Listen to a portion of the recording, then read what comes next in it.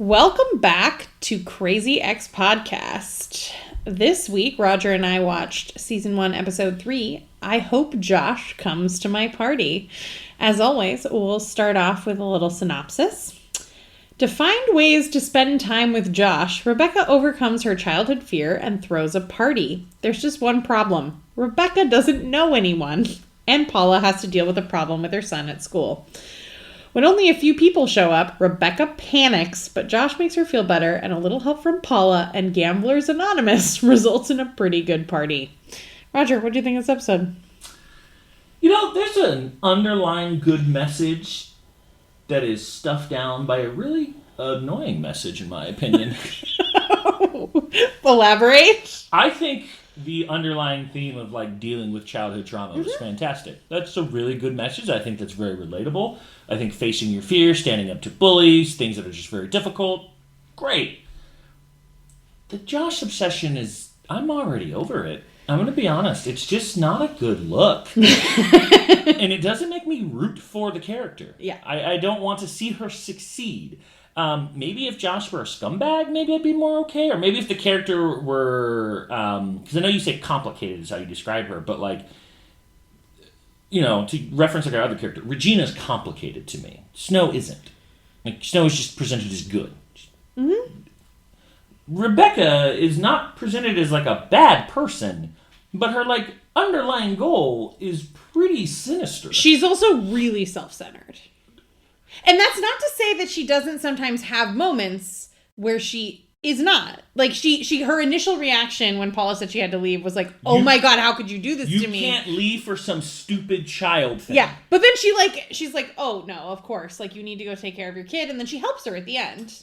But even she says, but hurry back. Yeah. It's not actually that she acknowledged that she was wrong for being self-centered. She just said that, that sounds really insensitive. No, it doesn't sound insensitive. It is very insensitive because your stupid party thing does not take precedence over someone's child.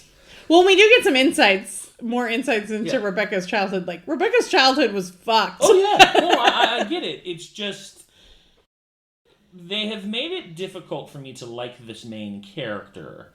And I think that's the flaw so far for me in this show, is that I just find Rebecca to be obnoxious. Yeah. I mean, I also find, Paula is also obsessed with Josh in a way that is unhealthy. Paula is obsessed with the goal. Josh just happens to be the thing. I don't think she really cares about Josh. If Josh were replaced with Whitefeather. Oh, yeah. She doesn't want Josh to be happy. She just wants... She wants to win. Yeah, she wants to win. Yeah. But specifically about Josh. It will always specifically be about Josh. It's not like she wants Rebecca to be happy. Either. She wants to win. Yeah. I don't even think she thinks her getting Josh will make her happy. I think she just wants to win. I think she wants purpose, actually. Yeah. Yeah, I mean, we hear her talk about, I wake up every morning in cold sweats, worrying I'm wasting my whole life married to a man who spends all his time practicing for his barbershop quartet called the West Provinas.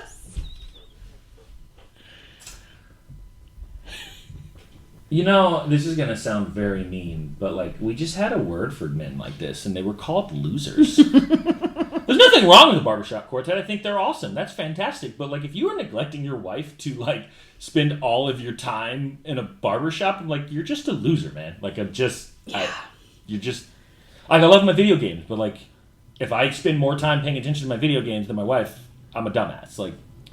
That's objectively just true. Well, and it also, I mean, it seems like he's completely given up on his family. It seems like Paula has given up on their older son completely. He's just sharpening a katana at the dinner table. She does seem to genuinely care about her younger son and is trying to help him succeed. He's got a lot of problems, apparently. I mean, was that a commentary on how we overdiagnose everyone? Probably. Because she said he had ADHD, OCD, restless foot. I was that's interesting. He has everything? Yeah. Yes, he does. Yeah. But yeah, I mean, to your point about Rebecca, she breaks her garbage disposal on purpose so that Josh will have to come over. That is shitty in so many ways. Well, it's also like flip it, and this looks stalkerish. Right. No, it definitely is stalkerish. Both Paula and Rebecca are supreme stalkers. Yeah. Like, this isn't... Like, I get they're playing it for laughs, but at some point this is like... And I know we're trying to, like, villainize the other girl, but Valencia's right. Well, I know. Well, 100%! Also, Josh, Rebecca's like, oh, she's still mad about, like, that was ages ago. And Josh is like, it was 6 days ago. It was 6 days ago, Rebecca. Yeah. Although I did love the bit, it totally seems like Rebecca is making up Weekend Tuesday when she's talking to Josh. Yes! I was like, that is the worst lie I've ever heard. Doesn't make any sense. And then it's like, oh, that's a real thing that's happening at your office. And when you think about it, you're like, but that is something Whitefeather would do. Yes, it is. It's so stupid. He's the, like, perfect mockery of the boss who wants to be cool, and then he's like, oh, I didn't think about this too well. Well, he also, like, tries to get Rebecca and Paula to, like, do something at work, and they're like, it's Weekend Tuesday, Daryl. I didn't think that one through. Also, it's very clear that, like, he's never going to attract someone as talented as Rebecca, so she can do whatever the fuck she wants. It's true. Because she can just win cases while not actively working on them. Yep. So Rebecca kind of, like, calls in sick to Weekend Tuesday, but then she comes in anyway. Yeah, her ovaries are eking out, and they're wrapping around her fallopian tubes. And Daryl's just like, nope. Didn't know that was a fake thing. Really... It seems like Daryl didn't either. I mean, they make the joke like stupid men. I was like, I don't know. I don't spend that much time I'm not a doctor. I don't need to know that. That's true. I loved how Paula referred to it as Chanitis. Oh, yeah. That's one of my favorite lines. I know what this is. This is Chanitis. I also loved that in that scene, Rebecca is just, like, casually saying lines from the opening song, West Covina. Like, she's like, pretzels. I didn't move here for Josh. I just needed a change. Like, so the funny thing is she, like, says that in this, like, hint of resignation that, like, maybe she's starting to admit that that's not real. But then at the very end she goes, all right, fine, I'll admit it. I want to be his friend. And I'm like... And Paula's like, no, but okay, whatever. If that's what we're focusing on right now, sure. So that's what we're pretending to be today. Okay. And, I mean, Paula does come up with a good idea, you know, throw a party, and that is how you can spend time with Josh without being alone with Josh. Which is also not a bad idea to make more friends, except it's really hard to throw a party when you don't have any friends to invite, or you don't ask the people you do know to invite other people. But then we get the flashback of why Rebecca is afraid of parties, and boy, was that terrifying. So... This, I thought, was a good part of the episode. Yeah, that's real trauma. Like, the last time you threw a party, because I thought it was just going to be like, oh, she just, like, wasn't popular and didn't have anybody come over. Okay, it was a bit of a bust. Boy, that was the best part of the party. Yeah, like, not only did not very many people come, her dad commented on how she's a loser and there was no one at the party. And then he left and didn't come back. Also, remember that the mom yells, well, go ask your cheating whore to invite some friends, which means that might have been the way Rebecca found out that daddy was cheating on mommy and that things are not working out well. Yeah. She has a great line of they're doing a play. It's called The World's Worst Parents. I'll get you tickets. And then she, like, keeps going with it. Which you see the beginning of the, like, awkward cringe kind of phase that she had. And then dad just legit walks out. Yep. And we see some of those themes come up in some of the later songs, too.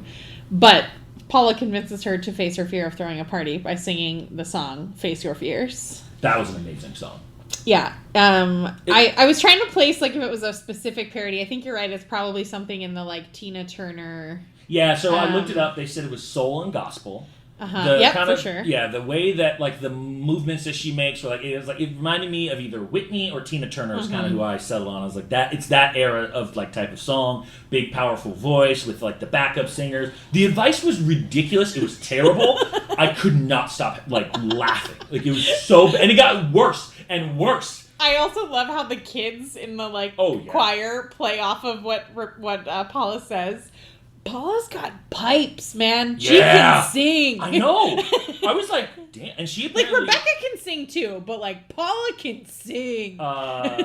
She did this song live when they went on tour. Yeah.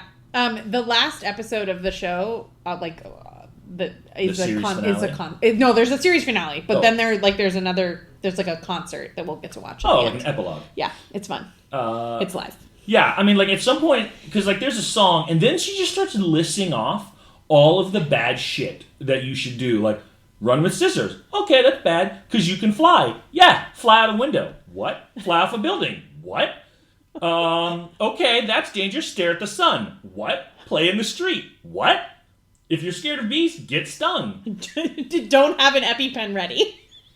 What the kids say. Reach for the stars. Oh, great message. Literally touch a star. Not so great of a message anymore. Stars aren't that hot. And the kids have those friggin' scissors. Swim right after eating. Don't wait 30 minutes. Why?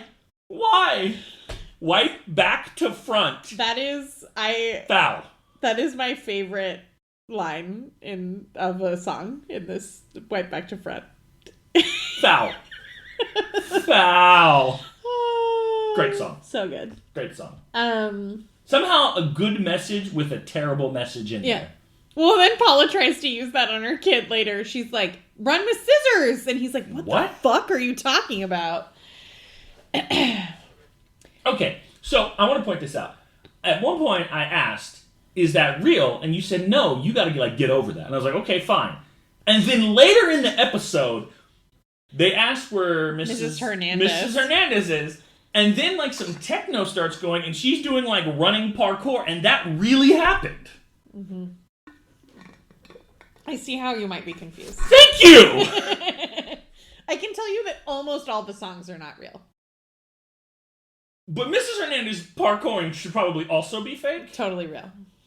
I also love in the next song, I Have Friends, when it's like Mrs. Hernandez's turn to be on the screen, she still doesn't talk and there's subtitles.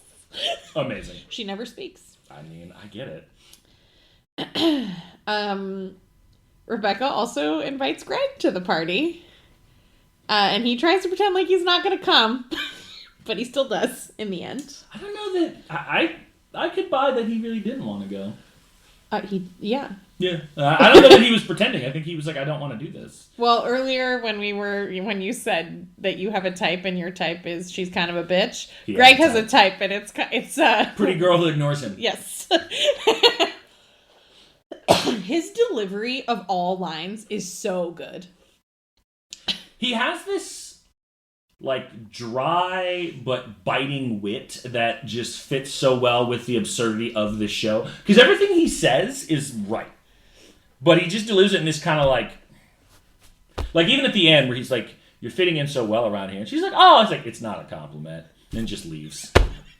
I can't wait to, there's a song later called I Could If I Wanted To, and Greg sings it, and it's amazing. It's so tempting. It's so tempting. No. I need to steal that in my everyday life. Put those things away. You're going to poke a kid's eye out about Rebecca's boobs. They are out. They are out. Also, isn't that a child-friendly restaurant? Yeah, I mean, she was just wearing a t-shirt. She just has big boobs. It's really hard to wear a shirt when you have big boobs. If like, a person with small boobs wore that shirt, it would not look inappropriate. Oh, so this wasn't like one of like Regina's typical like it was just a t-shirt. She was wearing a very normal t-shirt. I thought she was wearing like one of those pink low-cut dresses or something like that. All right. So she was just being a normal human being with big boobs. I also love... Rebecca is so weird in so many ways. And I love when she takes like a metaphor and just like runs with it. So she tells Greg she's like trying to extend an olive branch. And then she expands that to, you took those olives and you chopped them up into a tapenade of reproach. I like when she has the audacity to get self-righteous with him and Josh accepts. And she's like, this is how a human being is supposed to treat me. And he just responds with, you're not a human being. And dips. Like, he's just got the great zingers. And then she just is like, ah. Yeah. And then we meet Heather. Who we had seen in the intro, but not met in the show. This is the first time we've actually met her. She's one of my favorite characters. I hope she levels out Rebecca. That's my hope. Because Paula, I think, brings her up here, and we need someone to bring her down. Yeah. Well, and Heather is also, like, she's taking abnormal psych at the junior college, and she wants to go to the party so she can study Rebecca for a paper. Have you you've seen Brooklyn Nine-Nine? Yes. This is the episode where Gina goes to Captain Holt's husband's party, and all of the psychologists circle around Gina because she's out of her mind, and they're like, oh my gosh, this is like, this is that. It makes total sense. Because, I mean, Rebecca is obviously insane if she's imagining all these, like, songs in her head. It's true. So. The other song we get in this episode is I Have Friends, sung by young Rebecca and old Rebecca. It's probably one of my least favorite songs. I'm so glad you said that because I was about to rip that song. I thought it was the worst song. I think that it's definitely like covering a certain type of song, and they did a good job with it. I just think the song is very annoying. When I looked up, because I have it pulled up, because I like to see what was inspired, it said 90s cheesy TV theme song. I didn't get that vibe from it. I got Hey Mickey, You So Fine vibe from it. There's another song that is definitely that later. Hey Mickey, You So Fine. Because it had that like cheerleader feel to me with like the call and response. They do the introductions. Like it felt very like just bad 80s. It really reminded me of Saved by the Bell for some reason. The look reminded me of Saved by the Bell. But yeah, I agree. I mean, I don't like it. They succeeded at doing that type of song. It's just really boring. I don't like it. It didn't.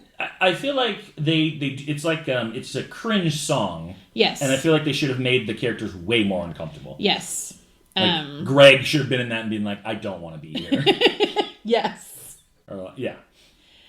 I also love when they're preparing for the party, Rebecca is humming the sexy Getting Ready song to herself. That's what she was humming.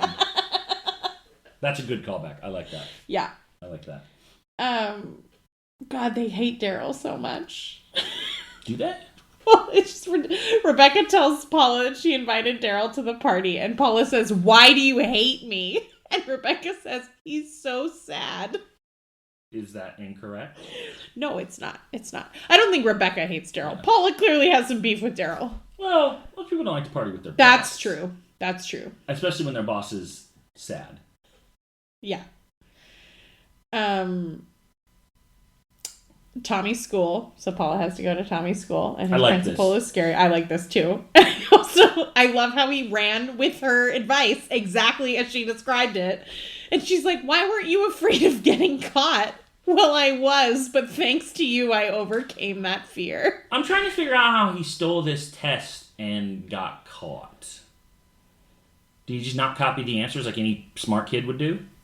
Yeah, or he like physically presented the acts. Maybe he physically stole it, or he wrote the answers exactly as were written in the test, like word for word. Maybe. I just assumed it was one of those standardized tests. I don't know. Because if it's a standardized test, all you gotta do is copy the answers, bro. I don't know.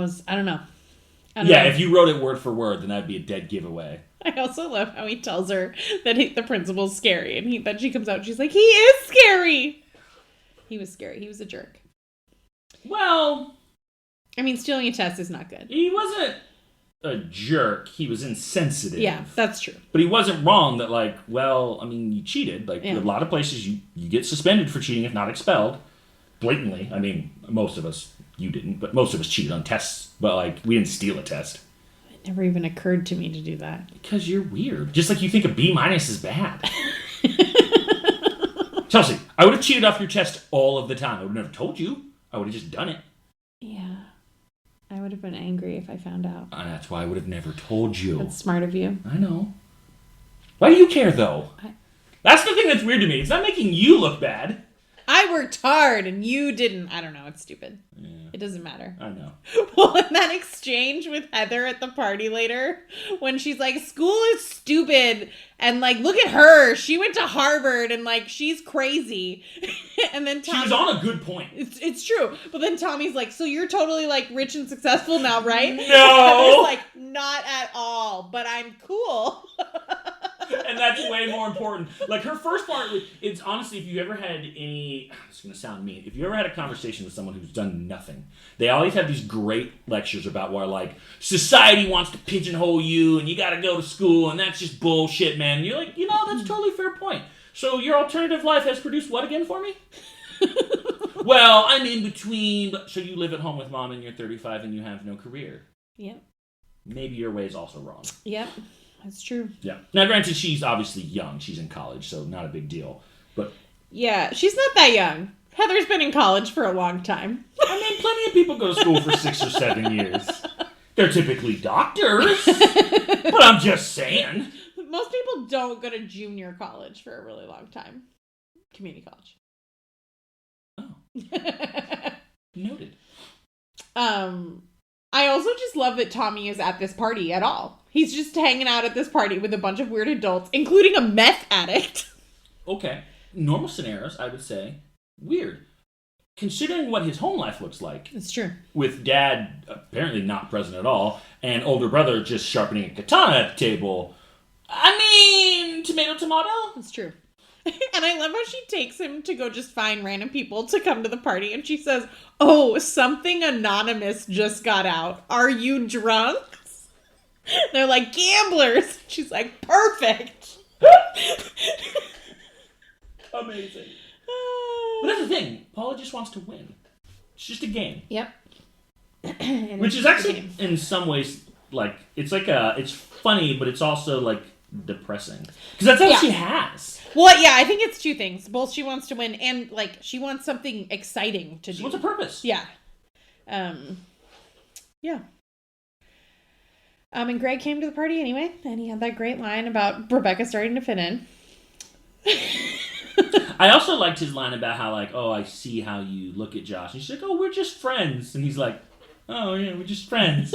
He's just completely mocking how ridiculous that statement is. Well, it's not just that he says, you guys are just friends. He also says, we guys are just friends about him and Rebecca. Yeah, except for that is how she sees him. That's the painful part. Well, the next episode is called, I'm going on a date with Josh's friend. Again? Yep. Yep, again. I'm sorry, we skipped over the best song in the episode. A boy band made up of 4 Oh, no, I was saving that for the end. We have not skipped it at all. So let me just be clear to talk about the next one. So she will now be going on a date with 2 of Josh's friends while still in love with Josh. Oh, it's the same friend. She's going to go on a date with Greg.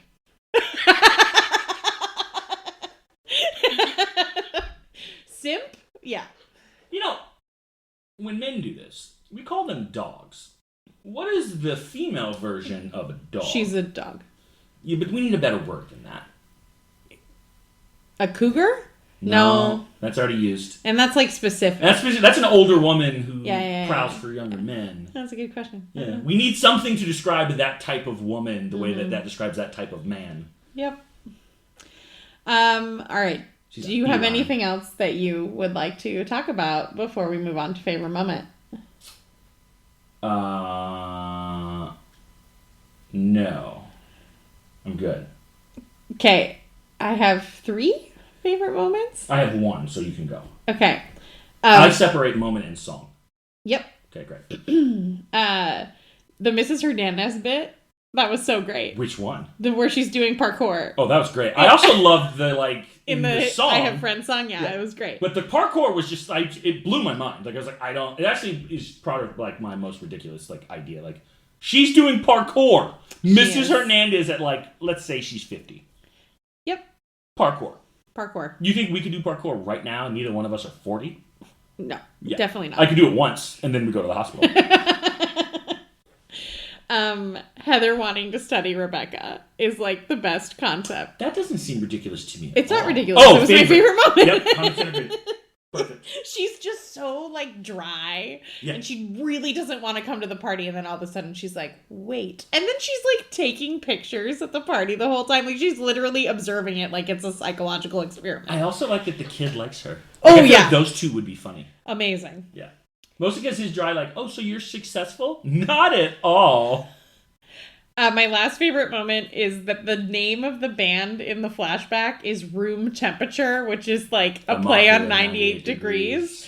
And then Rebecca makes a joke and says, that was a tepid response. That's when I said, oh, you were cringe as a child. Mm-hmm. Okay. Mm-hmm. Like, it reminds me of JD from Scrubs. Yep. Like, he would make jokes like that, and you'd be like, that is so bad. It's funny because of how bad it is, but that's really bad. Yeah. Like, kids who are trying to be cool can't say stuff like that. That's a dad joke. That's what it is. It is a dad joke. Yeah. What's your favorite moment? I really enjoyed the Face Your Fears as a concept. Yep. Yeah, I thought it was just a smart concept for a show like this. That makes a lot of sense. Yeah, it was funny. Favorite song? Take a guess. Yeah, mine is also a boy band made up of 4 Joshes. I don't actually, like, the concept of the song is my favorite part. Yeah. Like, it's just, I'm like, oh, there's 4 of them, and they're doctors that are investigating Rebecca's psyche. I actually have that as my second favorite song. I think Face Your Fears was better. Okay. Because she could sing. Yeah, she really can. And it just got absurd. It did get really absurd. You can fly. Jump out a window. Jump off a building. What are we talking about right now? As I said, my favorite line from a song in this episode is wipe back to front.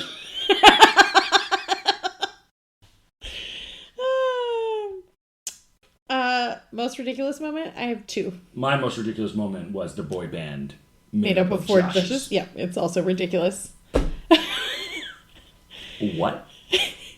What is the... And then the line that they end with about how they are not just a boy band, and they go through the long list of all the things that they are qualified in, and you're just like, this just keeps going and going and going. It was a run-on qualification. Well, and we also get that, and why every man you date is just a stand-in for your dad. And Rebecca's like, yeah, that's accurate response. And even in that... Painful. When she's talking to Paula about her fears about Josh coming to the party and realizing it sucks and then leaving, they put him in the same clothes that her dad wore in the scene when he walked out. Yeah, that association was like, ooh, Yeah, didn't like that.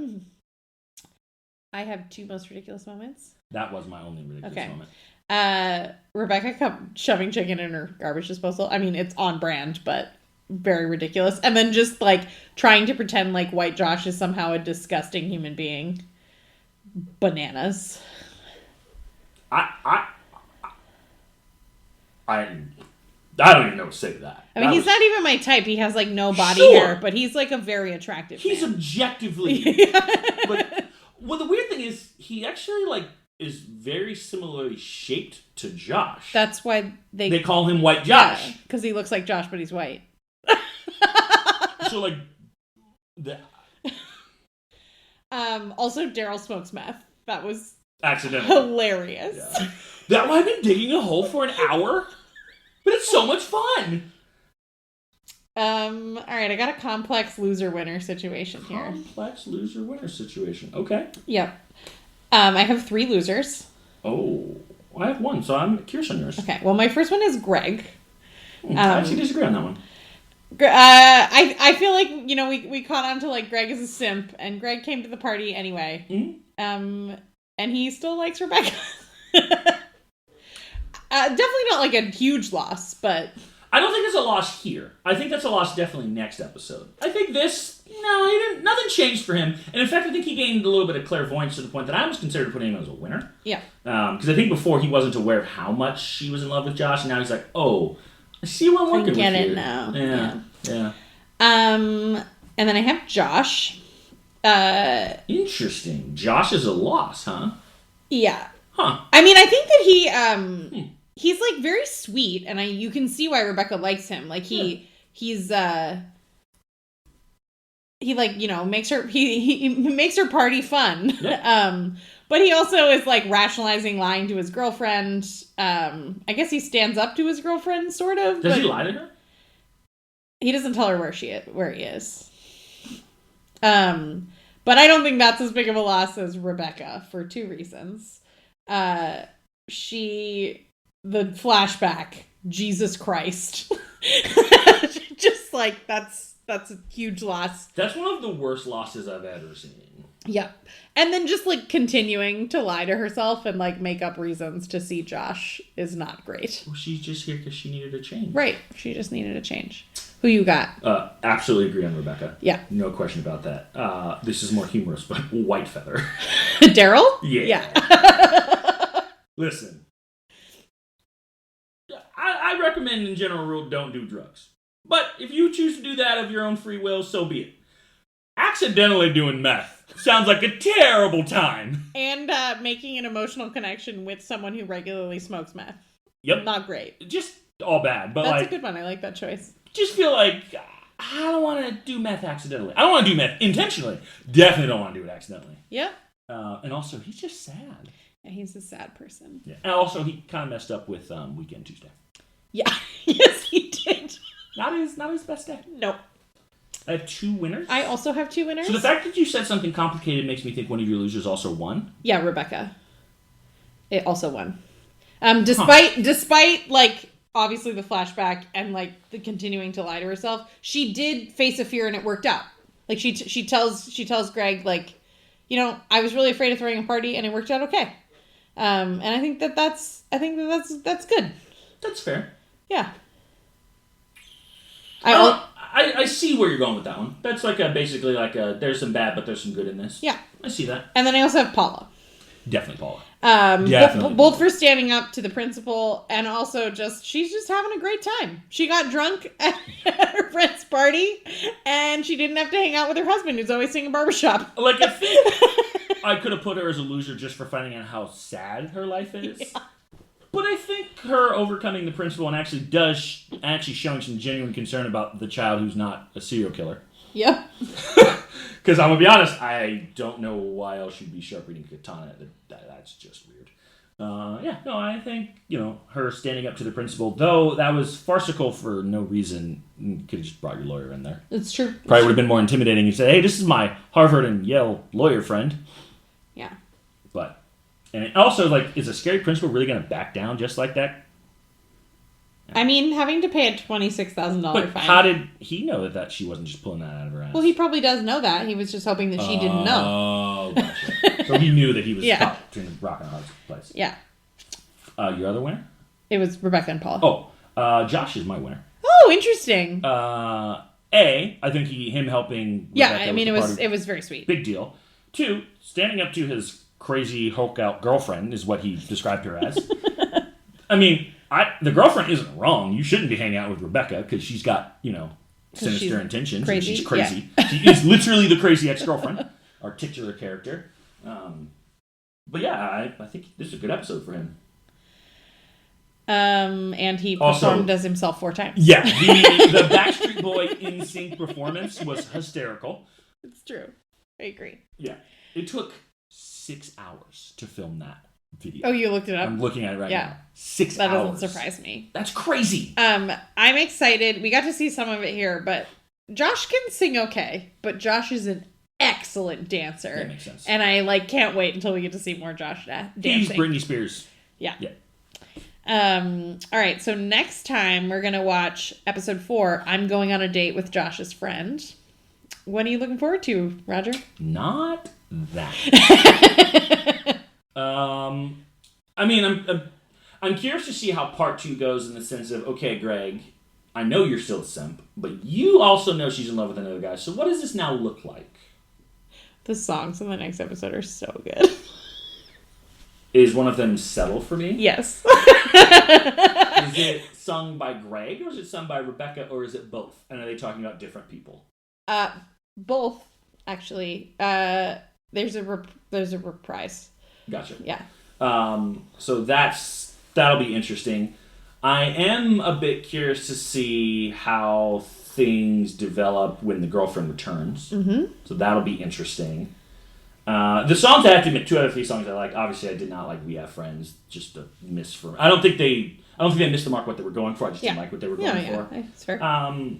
Also, gosh, I really hope we start to move away from this Josh obsession. I know we don't for a bit, but like, or at least can we have someone call her on her shit? Like, I'm fine with it if she's going to do it and someone's like, yeah, you're fundamentally wrong for doing this. Because Paula's encouraging it. Like, she's the enabler.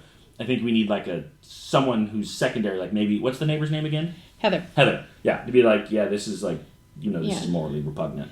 Yeah. I mean, I feel like Greg has said it a few times, but it also is different coming from Greg because of he's interested in Rebecca. Greg is conflicted here because he has he's a conflict of interest. Yeah. But he's not wrong either. No, No, he's definitely not wrong. But yeah, I think it'd be more meaningful coming from a Heather or... Can't be the mom, because obviously the mom has some scarring. Also, we got to see the mom. We did. We did get to see the mom. Yeah. She has a voice that reminded me of the woman from Big Bang Theory, Holowitz's mother. Jewish mom? Yep. Yeah. But they use the same overly harsh tone. Yeah. I think she's a pretty famous actress, actually. Does she sing? She does. Oh, fascinating. And not, like, professionally, I don't think. No, I mean, like, in the show. Yeah, yes, she does. Yes, she does.